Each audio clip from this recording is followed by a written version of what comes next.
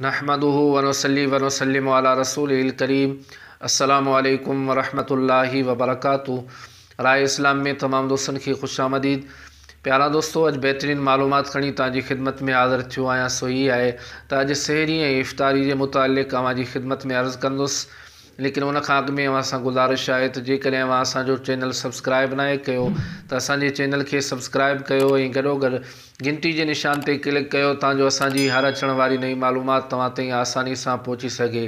त प्यारा दोस्तों, मुसलमाननि खे घुरिजे त सहरी जे वक़्तु उथनि ऐं कुझु न कुझु खाधो वग़ैरह तयारु करे उन मां कुझु न कुझु खाइणु घुरिजे, छो जो सहरी जे खाधे में बरकत आहे।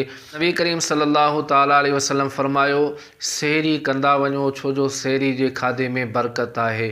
त प्यारा दोस्तों, अक्सर असांजा मुसलमान भाइर सहरी जे वक़्तु कुझु खाईंदा पीअंदा न आहिनि, बग़ैर कुझु खाइण पीअण जे रोज़ो रखी छॾींदा आहिनि।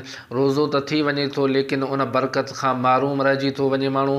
त असांखे ख़्यालु करणु घुरिजे। अल्लाह जे महबूब करीम सल्लल्लाहु ताला अलैहि वसल्लम फरमायो त जेकॾहिं अवां ज़्यादा नथा खाओ त कुझु न कुझु उन वक़्तु खाओ, छो जो सहरी जे खाधे में बरकत आहे। पोइ चाहे तव्हां खजूर खाओ तॾहिं बि उन में बि बरकत आहे।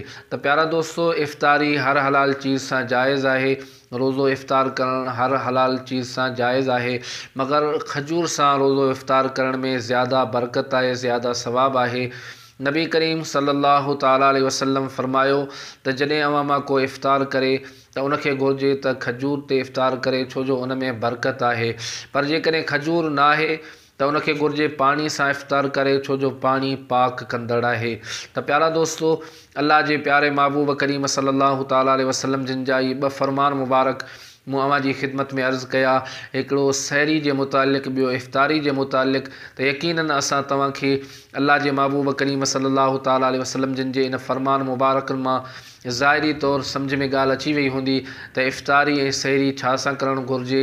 ऐं अल्लाह जे महबूब करीम सल्लल्लाहु ताला अलैहि वसल्लम जिन असां तव्हांखे बरकत वारनि चीज़नि जे बारे में आगाह फ़रमाए छॾियो आहे।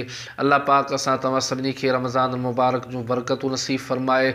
अल्लाह पाक असां तव्हां सभिनी खे अमल जी तौफ़ीक़ अता फ़रमाए। ही हुई अॼु जी मालूमात जेका मूं अवांजी खिदमत में अर्ज़ु कई। वरी नई मालूमात में अवांजी खिदमत में हाज़िर थींदुसि। तेसीं ताईं इजाज़त ॾींदा। अल्लाह हाफ़िज़।